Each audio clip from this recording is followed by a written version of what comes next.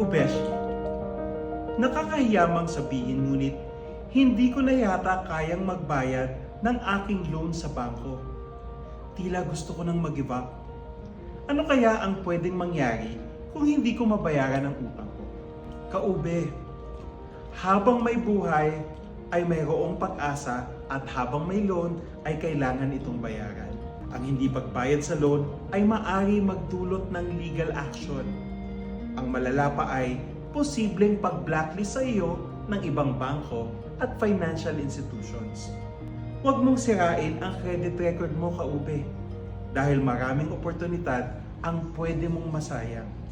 Ang marapat na gawin ay makipag-usap at ipaalam sa bangko o sa kolektor na ikaw ay nahihirapan sa pagbayad ng iyong loan.